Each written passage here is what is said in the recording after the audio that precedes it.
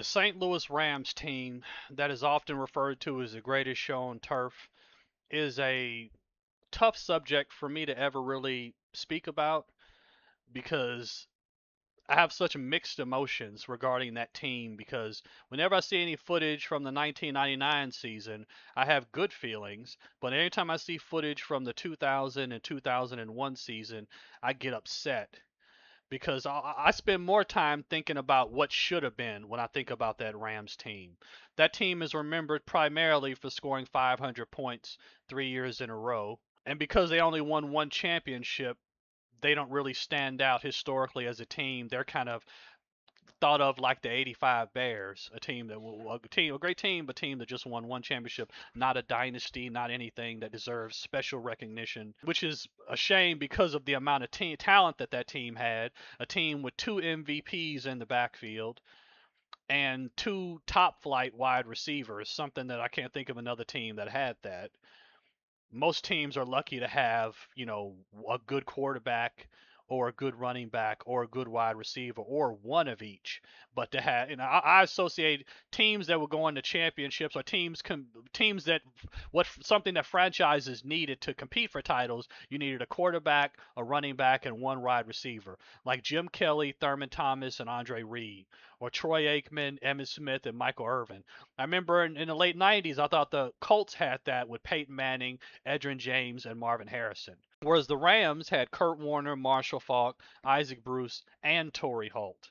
And having that extra element is what made their offense special. But then they win the Super Bowl after the 1999 season, and Dick Vermeil is supplanted as the head coach by Mike Martz. Now, at the time, the news promoted the idea that Dick Vermeil had retired, and at the time I was 15 years old and didn't look into it any further, and just accepted that idea that Dick Vermeil retired and Mike Martz took the job. But of course, like a couple of years later, Dick Vermeil came back and coached the Chiefs, and I was convinced that he was just another indecisive coach who was always retiring and coming back like Bill Parcells. Only later did I learn that Dick Vermeil had been forced out of the job, that Mike Martz had been promised the job of head coach, and Dick Vermeil, in order to not make a scene, Dick Vermeil just had a bogus retirement to not make Mike Martz look like the villain. He did that. And that just showed you how what a nice guy Dick Vermeil was, because he could have been fired or quit, but that would have created a scene and it would have demonized Mike Martz. So he just had a bogus retirement. And Mike Martz taking over the job of the Rams, I always compared it to George Seifert or Barry Switzer, a guy taking over for a team that had just won a championship. And George Seifert is the standard because he was hand chosen by Bill Walsh and was an insider, and he knew his job was just to keep the train rolling. And he stayed out of the way of the offense and let Mike Holmgren and Joe Montana and them run the offense, and the train just kept going. And George Seifert will always go down in history as one of the most disrespected coaches because he was thought of as just a guy who just won with somebody else's team and didn't do anything right himself. Even though he was throughout the 1980s, when he was a defensive coordinator, the 49ers had one of the best defenses in the NFL. And in reality, he's one of the great defensive coaches in NFL history and should be held in a higher regard for those great Niner defenses. As much as Parcells or Belichick or any of those other guys. George Seifert, not the greatest coach in ever, but a competent coach and never a guy who was the problem. When the 49ers didn't win, it wasn't because George Seifert was the problem. And then Barry Switzer, of course, was not an insider. The previous coach was fired and he was given the job and proceeded to dismantle everything that Jimmy Johnson had put together. And, but even so, he still managed to win one championship before he burned it all down. Mike Martz, to me, he's very similar. I always felt that he was kind of the Buddy Ryan of offense, and he accomplished what Buddy Ryan wasn't able to do. Buddy Ryan would have preferred to have gotten Mike Ditka fired and taken over as the head coach of the Bears. And Mike Martz was able to achieve that.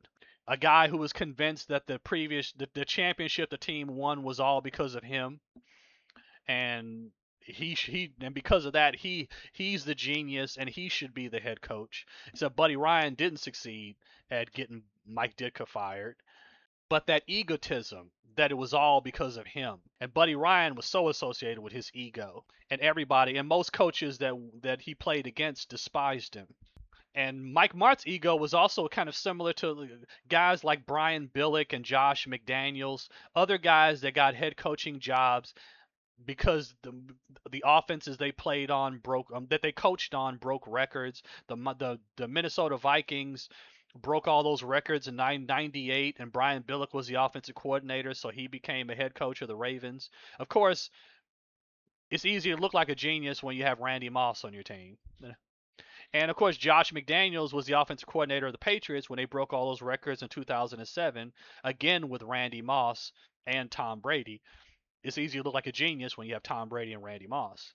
And both those guys got head coaching jobs after that, not with the same teams that they were coordinators for, but of course Brian Billick won a Super Bowl with a great defense with the Ravens, and Josh McDaniels crashed and burned with the Broncos, ran off Jay Cutler, who was supposed to be the franchise quarterback, and within a couple of years he was back to being a coordinator with the Patriots. And it seemed like every time he flames out as a head coach, he always goes running back to the Patriots. He's still the offensive coordinator with the Patriots. You don't need to be a genius when you have great offense, great players on your offense.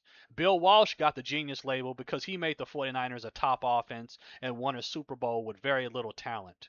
It was because of his system. The Rams' offensive success was not because of Mike Martz's fucking system. It was because of the talent that the team had. Mike Martz inherited a ready-made football empire, and he just turned the Rams into an arrogant, sloppy team. The team just epitomized his personality. He never saw protecting the ball as a necessity. He felt no matter how many times that they turned the ball over, they were still going to win. He felt that if he actually modified his game plan to protect the ball or even his quarterback, then that would somehow restrict him and the offense wouldn't be as good. He always felt that the players would always cover up his stupidity. Every year that Mike Martz was the head coach, the turnovers went up. In 1999, Kurt Warner threw 13 interceptions. In the year 2000, although Kurt Warner had only played in 11 games that year, he threw 18 interceptions. In 2001, Kurt Warner threw 22 interceptions. That's all Mike Martz. And Mike Martz never saw this as a problem. The very first game that Mike Martz was the head coach epitomized what the team was going to be. Where Kurt Warner threw 3 interceptions in his first game, including one return for a touchdown, which of course this whole what should have been empire is going to end the same way. The 2000 season for the Rams ended with a turnover with Azakim fumbling a punt. That playoff game against the Saints, they were on the road and turned the ball over 5 times against the Saints, and yet still barely lost with a fumble in the end. And you would think the way that season ended, that the coach would think, all right, we need to start protecting the ball. We turned the ball over 5 times on the road and barely lost. Maybe if we don't turn the ball over as much, we might win. But then, of course, the very next year, 2001, the Rams led the NFL in turnovers. Historically, that year they had the 6th most turnovers in NFL history. If you go down the list of the teams that turn the ball over the most in a season and go down the list of all the teams, almost every single team has a bad record. The 2001 Rams stand out with their 14-2 record. The only other team with a winning record that I saw was the 2010 Giants, who were 10-6. Every other team had a losing record. That lets you know how good that Rams team was. That they turned the ball over more than anybody else historically. That high turned the ball over so many times and yet had a 14-2 record. And it says so much about Mike Martz that the very next year, 2002, the Rams led the league in turnovers again. That lets you know how much Mike Martz had learned as a head coach. I mean, in 2001, that whole season was an unusual season because that Rams team, you could tell they were so good, but they rarely ever played their best because they had a head coach who never fooled anybody, often played into the hands of the defense that he was matched up against. When it was a good defense, he played right into their hands, and he always just expected the talent to save his ass. Occasionally they would. Occasionally, maybe 2, 3 times a year, the Rams would actually look great offensively against a good team. Or a good defense anyway. Like in 2001, the the home opener against the Miami Dolphins, where they won 42-10. That was one of the few times of the year where they looked great against a good defensive team. But more often than not, they would just play right into the other team's hands because Mike Martz didn't seem to have any respect for any of his opponents. He didn't care what the strength of the defense was. He would just do his own thing, thinking that he could just overcome it. I mean, the Rams had 14-2 record in 2001. The two losses to the Saints and the Bucks, they turned the ball over a combined 13 times in 2 games, and they lost by a combined 10 points. That's how good that team was. So I will always say the 2001 Rams team were the best team not to win the Super Bowl because they had an idiot for a head coach and yet still won handily most of the time. The whole 2001 season was mixed emotion because there were obvious problems that weren't being addressed. Kurt Warner, sometimes he played great, sometimes he played terrible. Even against bad teams, sometimes he played terrible. He would throw 3 or 4 interceptions, and you'd ask, what's wrong with him? Every time the Rams played against a team that had a great pass rush, they would want to throw the whole game rather than give the ball to Marshall Faulk. Every blue moon, Mike Martz would think, all right, maybe I should give Marshall Faulk the ball today. But it's anytime it was like a prime time game, a big game, he's like, no, I'm going to air it out. And that whole season, it seemed like the Rams were rarely ever played their best. The Stars would get Mike Martz out of trouble until the Super Bowl, of course. The Rams offense would always struggle against teams that were built to stop the pass because you had an idiot head coach who just didn't want to run the ball. The Rams were losing in the at halftime of the NFC Championship game to the Eagles, and in the second half, Mike Martz actually decided to give Marshall Faulk the ball in the second half, and they ended up beating the Eagles. If they didn't give the ball to Marshall Faulk, they would have lost that game. And even though Mike Martz did this, he gave the ball to Marshall Faulk, and they beat the Eagles with him having a great game. The Super Bowl, they were going up against the Patriots, whose defense was very similar to the Eagles. Their defense was built to stop the pass more so than the run. But because it was a Super Bowl, Mike Martz said, "I'm going to show the world my genius, and we're going to air it out. I don't want to win the Super Bowl handing the ball off to a running back." A great head coach wins any way they can. A great head coach respects your opponent and takes advantage of their opponent's weaknesses. You don't play right into your opponent's hands. You don't disrespect your opponent and assume that they have no strengths. When a team has great cornerbacks, you don't throw the ball on every down. I mean, going into that Super Bowl, the Rams also had an injury at the right tackle position. Their offensive line was hurt. Their right tackle was matched up against Willie McGinnis, and yet the idiot still wanted to throw the ball the whole game. Super Bowl 36 should have been the Marshall Faulk show. If Mike Martz had a brain in his head, he would have rid Marshall Faulk just the way that the Cowboys did Emmitt Smith in the second half of Super Bowl 28, or the Broncos did most of Super Bowl 32. It should have been his show. In 2000, 2001, Marshall Faulk was the best football player in the world. How the hell could you not give him the ball in the most important game? I mean, the year 2000, no one deserved the MVP award more than Marshall Faulk did in the year 2000. The Rams that year, Kurt Warner missed 5 games. The Rams had a terrible defense. They had no business in the playoffs that year, and he carried them. But even Marshall Faulk's legacy would be greater than it is if he had a head coach that was smart enough to give the best player the ball. But he had an idiot head coach. So even though Marshall Faulk is still a great player and a highly regarded player, his legacy would be greater if it wasn't for Mike Martz. If Mike Martz was the coach of the Broncos in Super Bowl 32, he would have had John Elway throwing on every down, and Reggie White and that Packer pass rush would have been all over him, and the Broncos would have been blown out because he's that kind of moron. Good coaches win any way they can. Idiot coaches don't fix obvious problems. As I said, the very first game that Mike Martz coached, Kurt Warner threw an interception return for a touchdown. In the regular season game against the Patriots in 2001, Kurt Warner threw an interception return for a touchdown. Ironically, the guy who returned the touchdown in 2001 in the game against the Patriots was Terrell Buckley, who was also the same guy who intercepted Kurt Warner in his very first game with Mike Martz as the head coach in 2000. It was the same guy. He was with the Broncos in 2000 and the Patriots in 2001. And then, of course, in the Super Bowl, one of the biggest plays of the game was a interception return for a touchdown. And you could see it coming a mile away because you have an idiot head coach who just doesn't see anything in that needs to be fixed. The Patriots knew the Rams would not commit to the run. You know, the Patriots defended the Rams the way the 49ers defended the Dolphins in Super Bowl 19. The 49ers they knew that the Dolphins were going to pass on every down, so they just went to 6 defensive backs, 1 linebacker, Keena Turner, their fastest linebacker, and 4 down linemen. And they just rushed the passer. And at that time the 49ers had the best secondary in the NFL. They had 4 Pro Bowlers. So the Dolphins didn't have a chance. They knew that the Dolphins wouldn't run. If the Dolphins committed to the run, that game might have been a little bit different.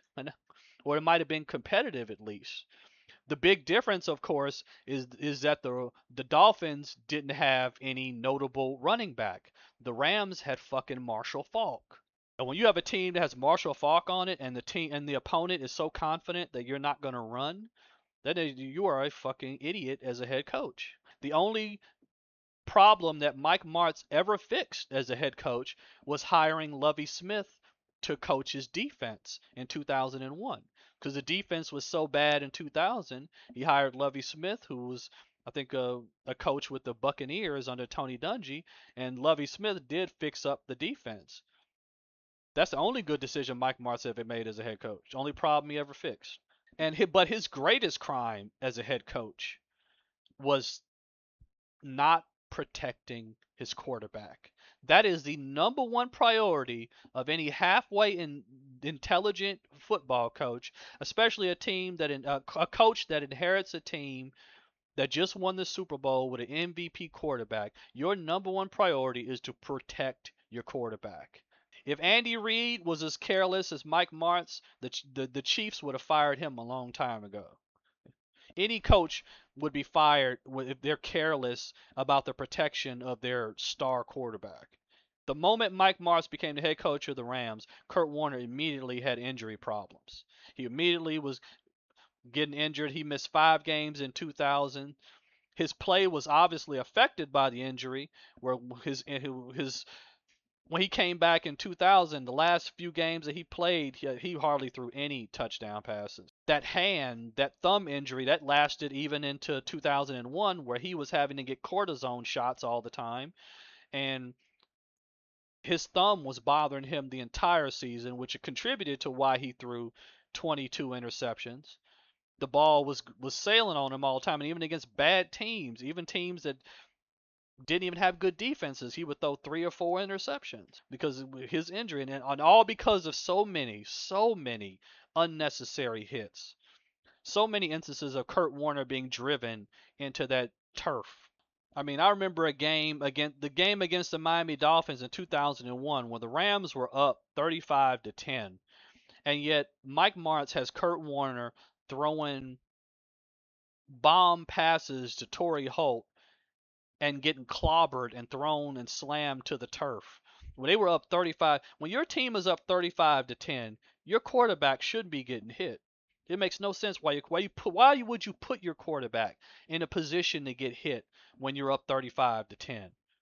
And there are so many instances of this that I can remember in 2000 and 2001. You have a team with Torrey Holt and Isaac Bruce. You don't need to be going to 3 and 4 wide receivers formations all the time. You can leave in protect. The Rams could have had a two tight end offense and would just have so just send out Torrey Holt and Isaac Bruce and go to max protection and still been able to score points. It's just absurd that the amount of times that teams would play the Rams and blitz and there's nobody there to pick up the blitz and Kurt Warner would get clobbered. I'm surprised he didn't have concussion problems when he got hit so much. Well, just to get a little bit off subject, I just want to point out it's totally absurd that Torrey Holt is not in the NFL Hall of Fame. The NFL Hall of Fame is a joke.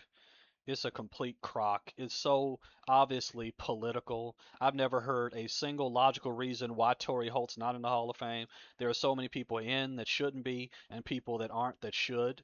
Torrey Holt had more receiving yards in the 2000s than any other wide receiver. More than Marvin Harrison, more than Randy Moss, more than any other. How can a guy have the most receiving yards within a decade and not be in the Hall of Fame? It's ridiculous. The Rams wouldn't have scored 500 points 3 straight years without him.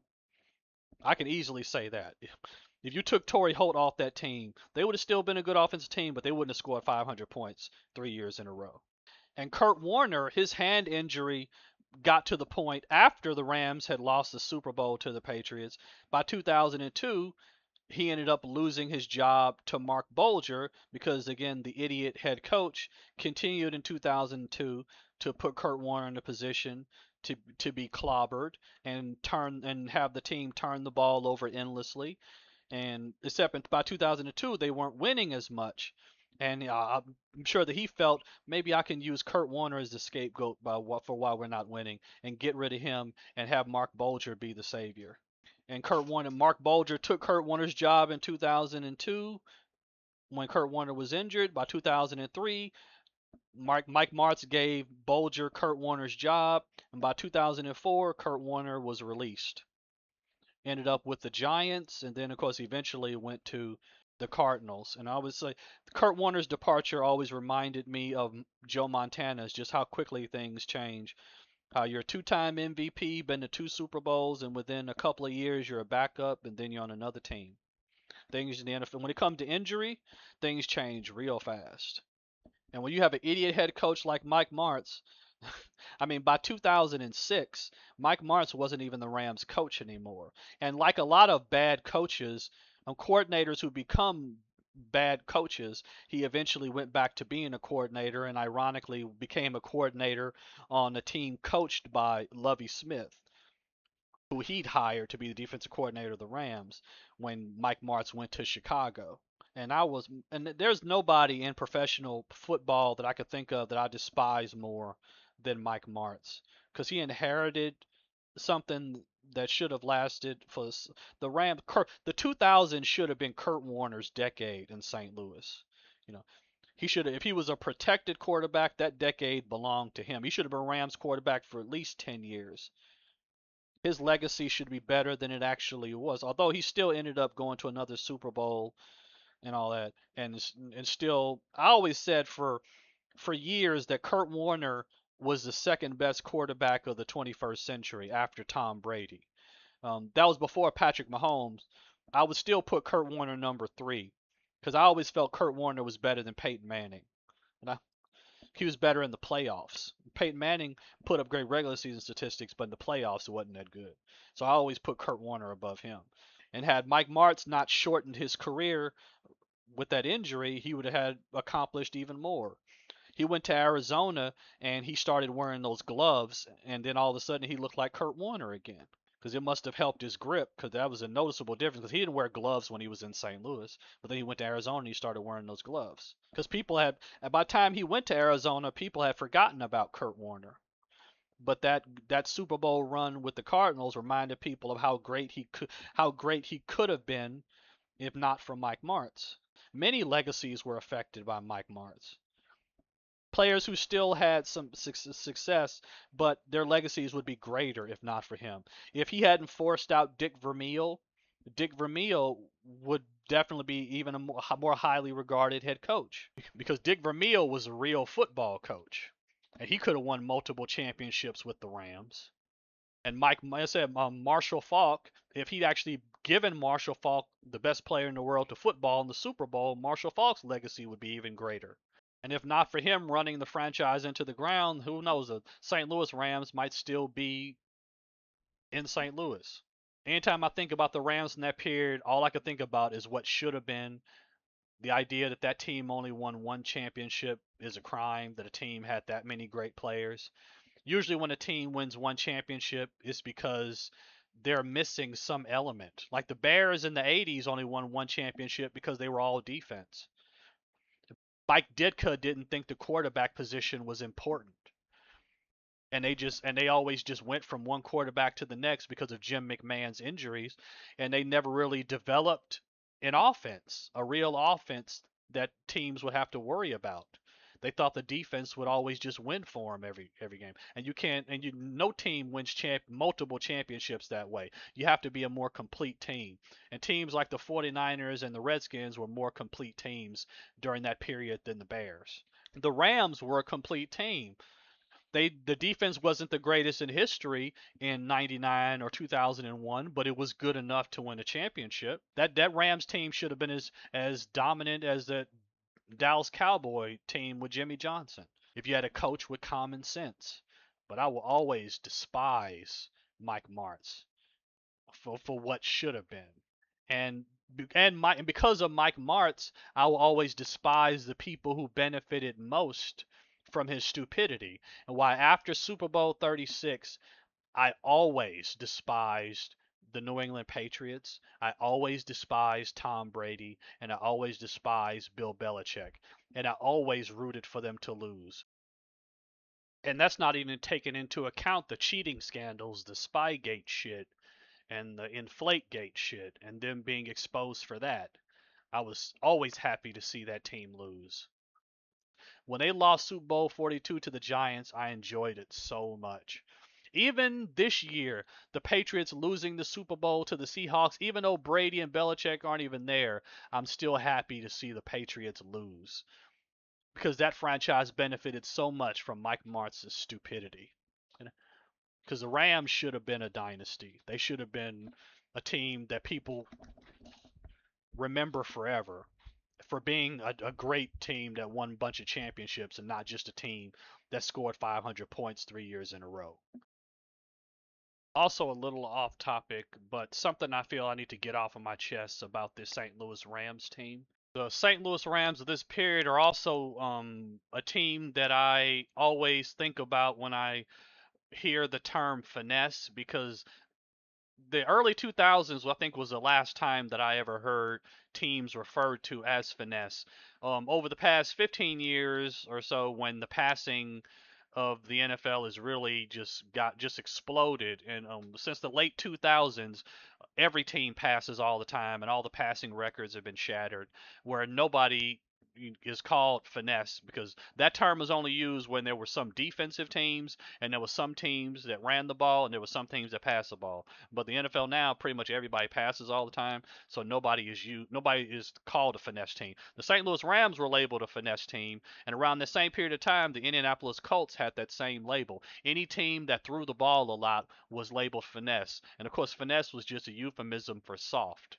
And that label was existed in the 90s, in the 80s, in the 70s, for decades.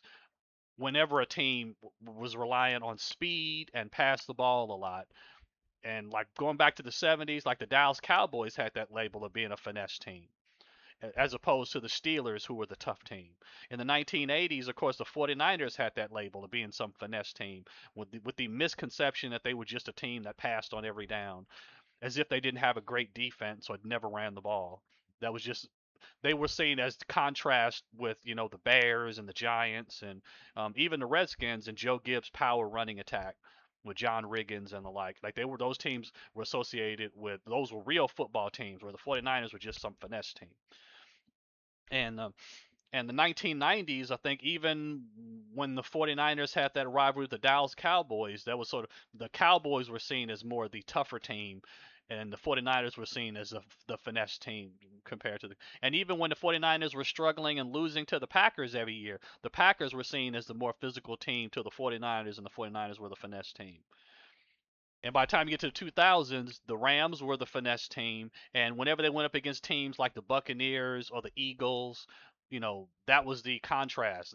People always need a sort of contrast like that. That's always comforting to people that these are the tough teams and these are the soft teams. At least back then. Even the Super Bowl between the Rams and the Titans was seen as a blatant contrast to the media. The finesse passing team against the physical defensive team. That's a narrative that the media just really liked at the time. But of course, the NFL changed around the mid to late 2000s, and it doesn't really resemble now what it did back then. And teams don't get that label anymore. Like in the 2000s, I mean, the Colts were labeled finesse in contrast to the Patriots when they were going to New England in the playoffs in 2003 and 2004 and losing to the Patriots. They were the soft team, that dome team that couldn't win outdoors. That also had something to do with it too. Dome teams were often perceived to be the finesse teams, and the cold weather teams were the tough teams. You know, that contrast is comforting to people. But like that was just like that perception in the '90s that dome teams did win Super Bowls.